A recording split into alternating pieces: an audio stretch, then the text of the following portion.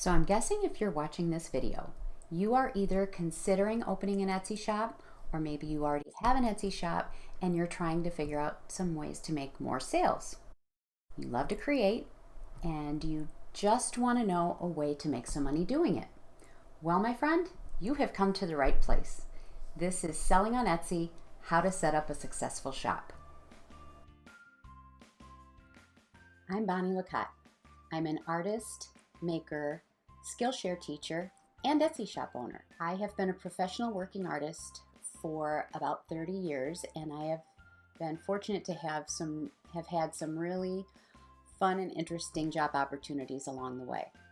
I've done everything from designing logos and album covers and cereal boxes and the toys that come in cereal boxes, the displays that you see in stores, to decorative finishes on ceilings and on walls and in restaurants, to painting murals and portraits.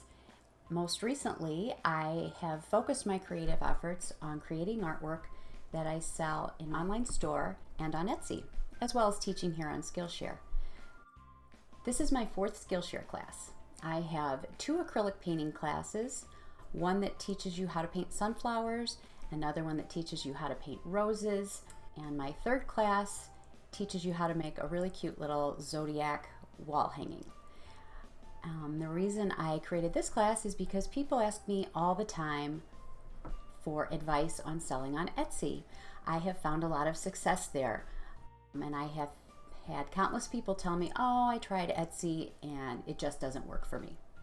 Well, I'm here to tell you that if you are willing to do the research and do the work, you can be successful on Etsy. I've had over 5,000 sales and made well over 6 figures in revenue since I opened my shop.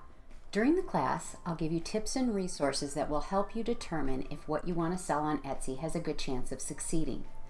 I'll share a simple formula that helps you calculate your prices that ensure you're making a profit. I'll give you a list of do's and don'ts that'll have you packaging and shipping your products like a pro. I will tell you how to create an effective product listing that helps turn browsers into buyers. And finally, I'll be teaching you how to give your shop personality with some branding. Once you've completed the class, you'll have the information you need to successfully set up some of the key areas of your shop, along with a super helpful list of links and resources to get you making decisions and sales as quickly as possible. It's important to note that although I'm covering a lot of information in the class, there's still much more that you can learn and many more things that you'll need to do to keep your shop successful. The class is meant to be an introduction and an overview to 5 components that I think are really important for a successful shop. When planning the class, I took a look at some of the struggles that I've had running my business and my shop over the years, and I am sharing the information and resources that I found to overcome them. You can find those in the class project section just to the right of the class description. I'd love to stay in touch on social media too. You can find me on Facebook at Bonnie Lacotte Designs, and Twitter, Instagram, and Pinterest using the handle Bonnie Lacotte. You can find links to all of these in my profile or on my website at www.bonnielacottedesigns.com. That's it. If you are ready to learn how to set up your Etsy shop for success, just click and roll and I will see you in class. Let's get started.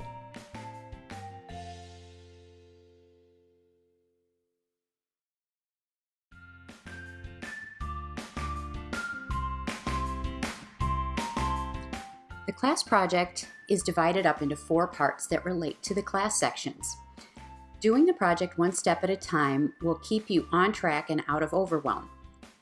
Part 1 will be to decide what you'll sell and then post a picture that represents your item in the class project area along with a description of your shop.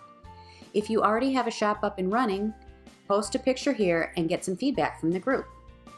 Part 2 will be to create your logo and branding. Take a picture that represents your branding, whether it's a logo, a sticker, or even a rough sketch will do. Post it here in the class project. You know, this is a great place to get some reactions and some feedback. Existing sellers, please post your logo here too. Part 3, set up your shop banner and shoot your first listing photo. Part 4, open your shop. share a link so that we can all check out your amazing new store.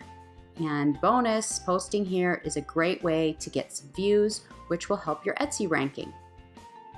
Now this is a lot, I realize that, so feel free to break it down and keep coming back and adding as you get through each section. It'll be so fun to see how everyone progresses along with the opening or the improvement of their shop.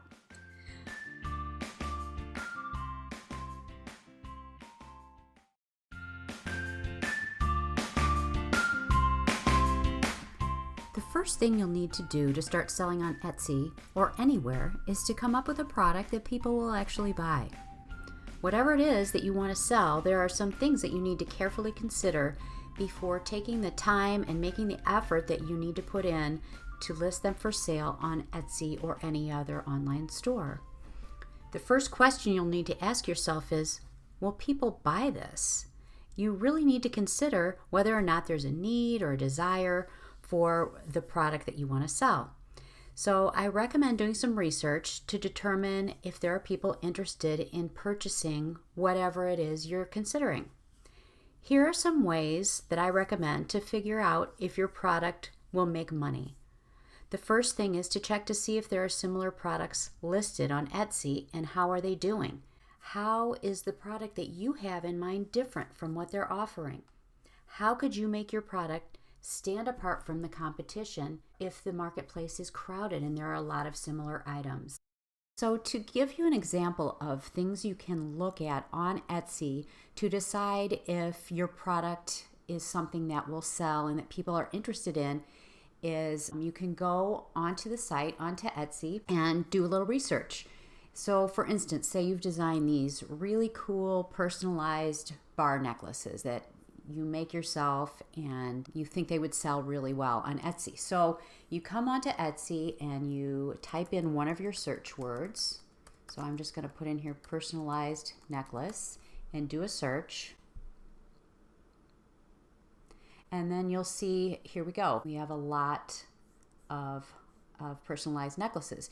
Now, if your necklace looks a lot like what you are seeing here, that could be a good thing and it could be a bad thing. The good thing is that if you're seeing a lot of these, it's a good indication that people want to buy these and that it's a good seller because a lot of different shops are selling something similar. Another thing you can do is look at the shops themselves, look at the ratings, see how well they're doing. Like for instance, this shop has over 29,000 sales. Now that tells me that's a good shop. Or they must know what they're doing to some extent because they're obviously having some success. You can click on the listing and take a look at this particular listing. You can look at the photos, see what they're doing. You can also see, wow, this was favorited by 5,692 people. So that tells me that a lot of people who have seen this listing and seen this image like this. That is great information to have that says, wow, I've got an item that people want, okay? So, hopefully yours is a little different than this. You don't want to be selling exactly the same thing as other people. We're going to talk about some of the listing features later on in the class. But for right now, what I want you to be looking at is you're trying to decide, what am I going to sell? So you're trying to get an understanding of whether or not your product is suitable for the marketplace. Okay, so we've determined if you were selling personalized bar necklaces, yes, it fits in well. Okay, so it fits in. How are you going to stand out in this crowd of personalized bar necklaces? So those are some things you can do to help you determine if your product will sell. Another thing you can do is simply to ask friends, family, or followers on social media what they think of your product. Make some samples and test them out. Post pics of your product samples on social media to see what kind of reactions you get. Use this feedback to determine whether or not there's a need or an interest for your idea or ideas. If you get great reactions, don't forget to use these reactions to craft killer product descriptions or social media content. All right, so you've got a great idea that people really seem to like. You've done your research to determine whether or not it's a good fit for Etsy, and you've decided that it is. Now you need to determine whether or not it's worth your time to try to sell it. What I mean by this is selling your product effectively takes a lot of time and effort. And I'll talk about creating listings later in the class, but you need to really think about some things. For example, is your item a one-of-a-kind item? If so, is it valuable enough to spend the time it will take you to photograph it, write a listing, research your keywords, wrap it and ship it and take it to the post office? Is it a handmade item that you hope to sell large quantities of? Is it sustainable for you to do that? How will you make each item? Will you create them all yourself, or will you be able to hire outside help, or do you want to hire outside help? Are the raw materials and supplies that you need to make each item readily available?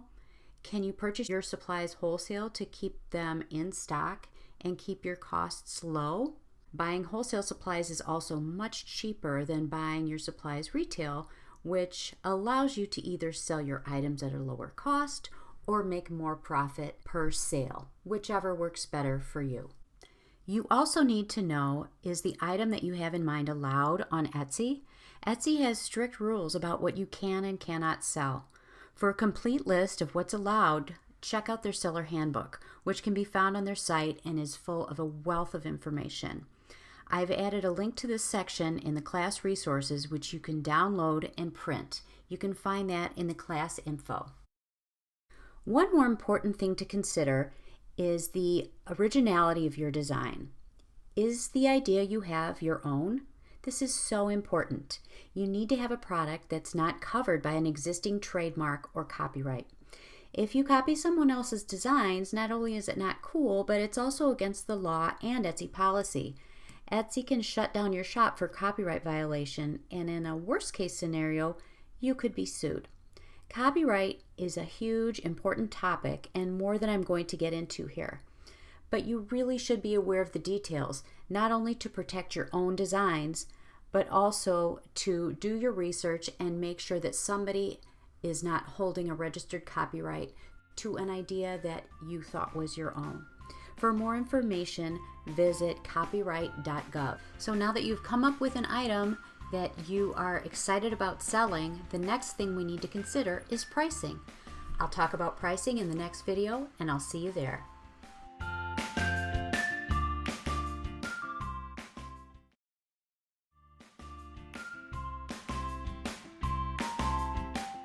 Okay, so now you feel confident that you have a winning product.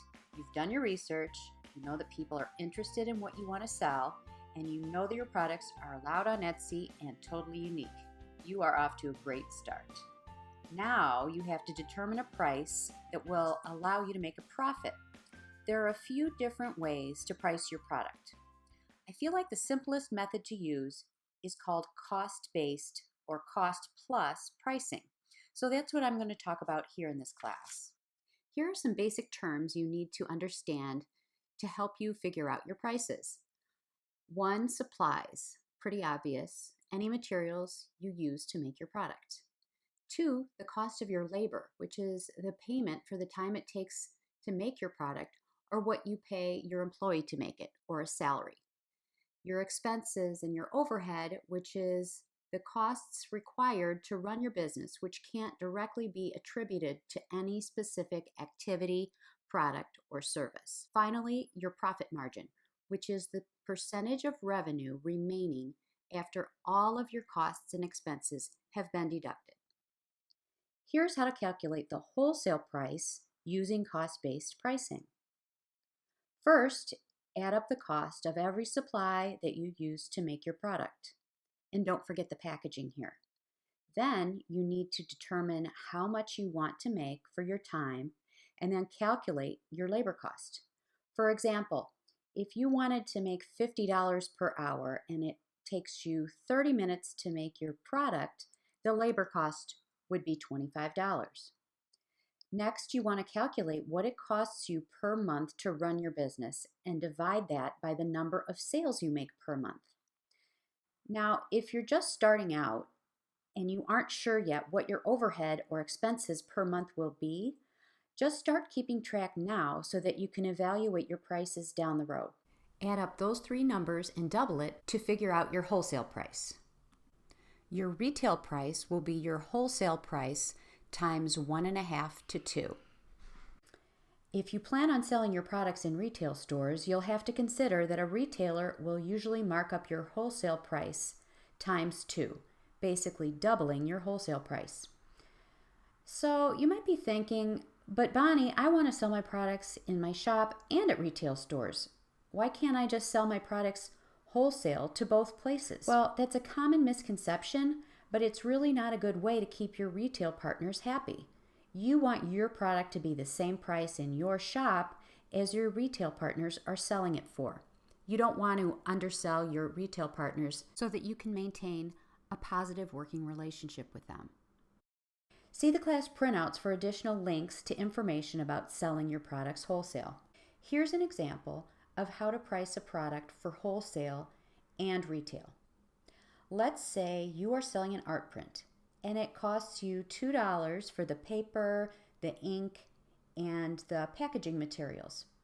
And it takes you 5 minutes to print and package your art print.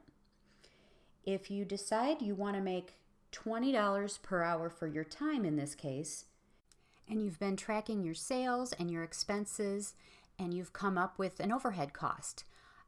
For instance, let's say your overhead expenses were $100 for 1 month, and you had 50 sales that month. Your overhead expenses would be $2 per unit sold.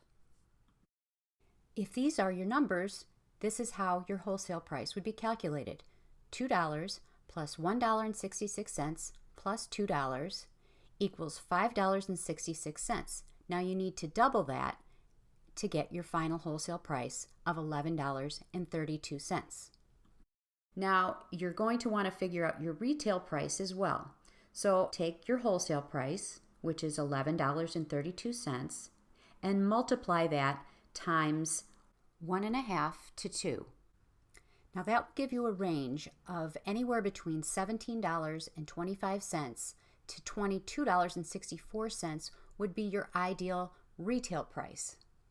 What you want to do now is to check your competition and see what their prices are so that you can be competitive and still make a profit.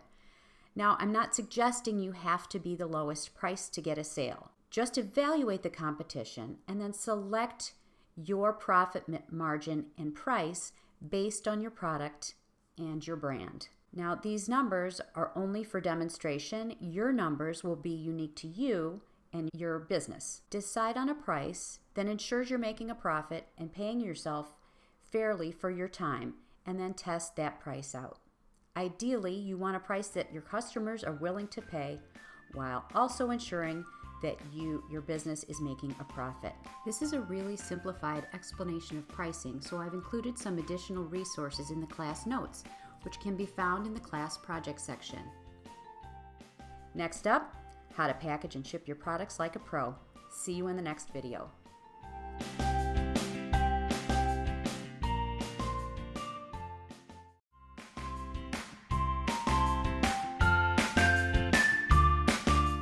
Okay, now that you have a great product idea that you're confident will sell and make a profit, you need to plan how you'll wrap and ship your items professionally and beautifully.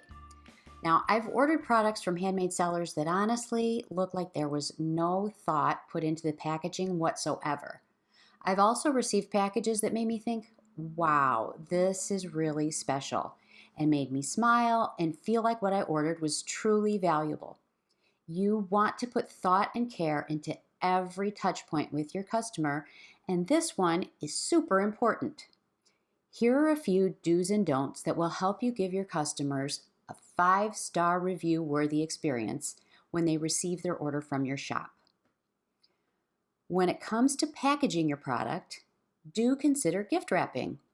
Customers love to have the option to have their order wrapped and ready if they are giving it as a gift, and Etsy is full of customers looking for unique gift ideas. Make it easy for them to purchase and send a gift from your shop.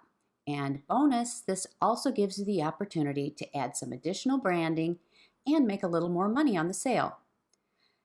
Don't just throw your item into a box with no thought or care, whether it's gift wrapped or not.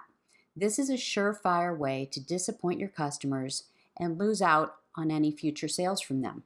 You want your customer to feel really excited at the moment they open your package. Don't miss this unique opportunity. When shipping your product, do invest in a sturdy new shipping box and packaging materials. Don't ship their order in a reused box. You want your customers to feel like they are getting something new and valuable that is packaged with care. I've included a link for the source I use to purchase all of my shipping and packaging materials in the class notes, which can be found and downloaded in the class project section. When packaging and shipping your product, it's a great time to reinforce your brand image. So, do consider your branding and customer when deciding on your packaging. For instance, is your brand sleek and modern, or is it rustic and vintage? Choose packaging materials that are reflective of your brand identity. You may even make some custom gift wrap, tags, or stickers to put on your products. Don't miss this important opportunity to connect with your customer. Add your business card, or maybe even a coupon, or a handwritten thank you note, or even a small gift included in the package. This is a terrific opportunity to really make a lasting impression on your customer. When shipping your product, do make sure you sign up for Etsy shipping so that you can get a discounted rate. You can decide if you want to keep the extra money or pass the savings on to your customer by adjusting the settings in your Etsy dashboard. You can also get better shipping rates when you join a shipping service such as shippingeasy.com or shipstation.com. I've included links to both of these options in the class notes. Don't just take your item to the post office or UPS or FedEx and pay them to ship it without creating accounts and comparing rates first. It's super helpful to know the weights, dimensions, and packaging costs of all of your products before you start comparing prices and setting up your shipping classes and descriptions on Etsy. I recommend you write all of this down on a spreadsheet or sheet of paper so that you can always access it when necessary. The next video is one you can't miss, so stay tuned to learn how to create an amazing product listing that converts shoppers into buyers. See you there.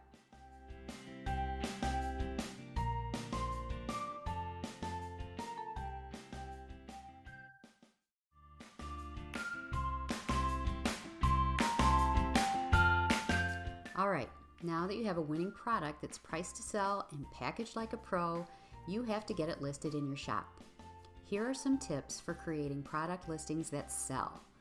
First, let's talk about photography. We live in a visual world, and I guarantee you that having professional quality photos of your products that tell a story and clearly define your product will give you a leg up on your competition. You want to catch a potential customer's attention and convey the quality of your shop and your product with your photos. So here are a few tips for taking great product shots. 1, take a variety of shots. Etsy allows you to have 10 images per listing, so definitely use this opportunity to convey as much information about your product as possible. Photograph every side and angle, show your item being used or displayed, place it next to something to show its size and its scale. Just try to think like your customer and answer any questions you're thinking they might have about your product. It's also important to brand your photos and your shop banner.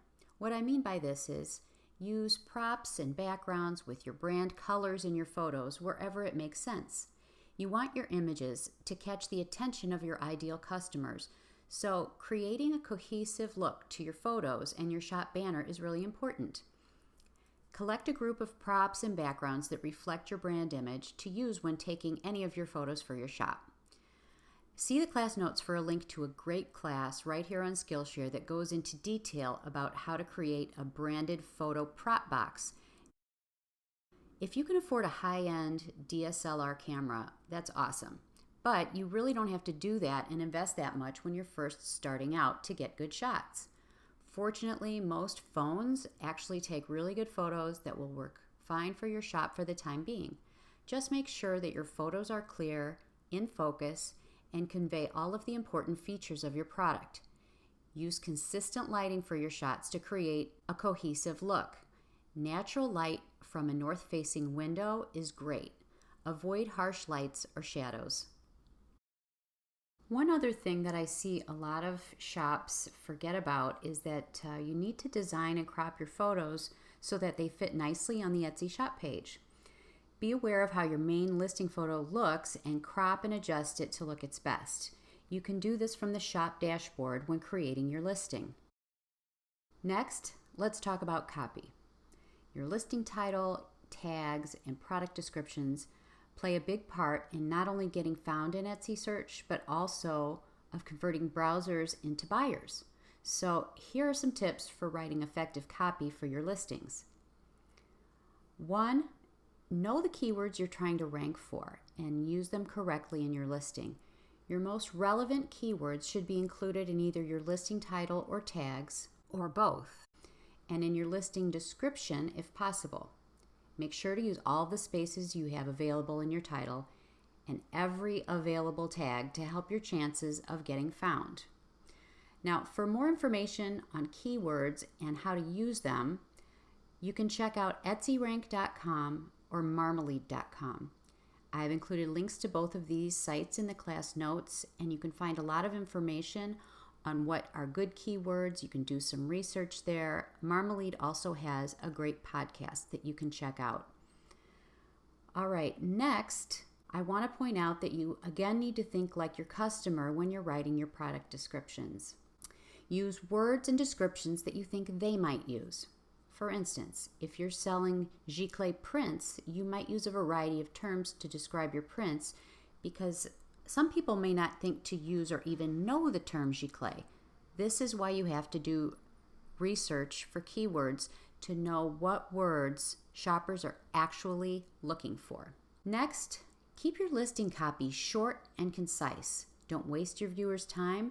Bullet points are an effective way to quickly convey the details of your item and helps if customers are just kind of skimming. They're scrolling very quickly through all of the listings on Etsy, and you want to give them the information they need as quickly and clearly as possible while you have their attention. Etsy doesn't have a limit on the number of listings you have for each item, so try listing it a few different ways to see what works best. Just don't copy the listing exactly. That's not permitted and would really just be a waste of your money because Etsy wouldn't recognize the copied listing. So what you should do is think of a variety of reasons why your customer would want to purchase your item and then add different listings for each of those reasons. Let's look at my monogram coffee mug I just listed in my shop as an example. Now, someone might be looking for something to do with sunflowers. So they might actually find this mug and buy it when they were looking for a sunflowers gift or a sunflowers coffee mug. Now, a totally different customer might buy it if they were looking for a bridesmaid gift or a daughter gift or a gift for mom or something with a monogram or personalized. I hope that makes sense. But really what you want to do is think of as many different ways you can list it and then build a listing around each of those targeted keywords. To learn more about that, definitely check out Marmalade and make sure that you are using keywords that people actually look for. Really important. All right, also important, fill out every section of the listing on the Etsy dashboard. Make sure to add all of your tags, titles, sizes, colors, variations, etc. on all of your listings wherever it's appropriate. The more information you have in there, the more Etsy sees that this is a good listing and it has a lot to offer. This will not only help you get found in search, but it also gives customers the information they need to purchase your item. It also keeps them from asking tons of questions. You know, there are so many listings on Etsy. The more information you can get to your customer in the quickest amount of time will win you the sale. If you follow these steps, you'll get your listings off to a really healthy start. So pay attention to your shop stats for each listing and lean into what works. Renew your listings as often as you can. That keeps them up in the ratings and in the rankings.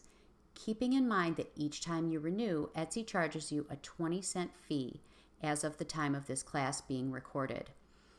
The rates are going to be going up, so make sure you pay attention to what the current Etsy policies are because they do change from time to time.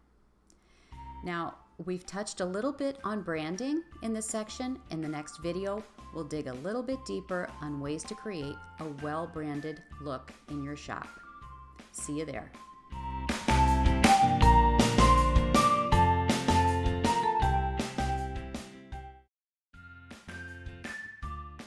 Now I want to explain a little bit more about how to customize the look and feel of your online shop by adding some branding. Branding is what helps you define and differentiate your business. It's the process of creating a personality for your business and your shop.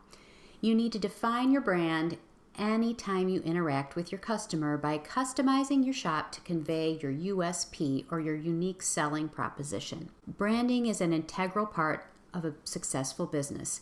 If you brand your business well, you'll draw just the right customer to your shop. When you're setting up your shop, there are several opportunities to build and define your brand. The first thing you're going to want to do is to design a logo and an icon that quickly represents your shop name. Your logo should be easy to read and adaptable to many different sizes and applications. You can design your logo yourself if you're familiar with Photoshop or Illustrator or have some other type of software, or you may want to hire a designer to help you out. But a well-designed logo can really help you look professional and trustworthy to potential customers, so definitely take your time and come up with something that you're proud of. Once you've selected a name and designed a logo, you'll need to also design a shop banner.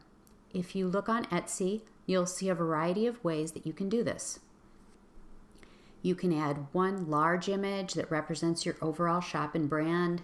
You can add just a logo and a shop description, or several different props, or maybe a shop announcement or a sale. Do some research and find some examples that you like before creating your banner. You can look at the seller handbook for all of the size specifications before you start creating. You're going to need to use photo editing software such as Photoshop or Canva to create your banner. Canva has a variety of drag and drop templates that you can use that makes the job of designing a professional looking banner pretty quick and easy. Next, you're going to want to add your shop description. Your description should quickly identify what it is you sell and should be short and easy to remember. You can also use some of your targeted keywords here to help your shop's SEO. As discussed in the listing section, you want to create a consistent look to your shop by adding brand colors and props and backgrounds that reflect the overall mood and values of your business to any photos that you upload to your shop. Next, you need to fill out your About page. Now, your About page is a great place to really show your stuff and clarify your brand and your message. Make sure to fill out all of the areas to tell your story and stand out on Etsy. Add photos of your workspace, your process, your packaging, or anything else that you can think of that will help tell your story and make an impression on any potential customers. Having a completed About page will also help your shop get found in Etsy search. Like all the other topics I've introduced in this class, branding is really a complex issue that I've only briefly touched on here. It's something that you really should research and learn and try to understand in order to build a successful shop. I've included some more links and additional resources in the class notes. As I mentioned before, there are some great classes here on Skillshare and branding, and I've included links to some of them in the class notes. Next up, final thoughts. Don't stop now. I'll see you in the next video.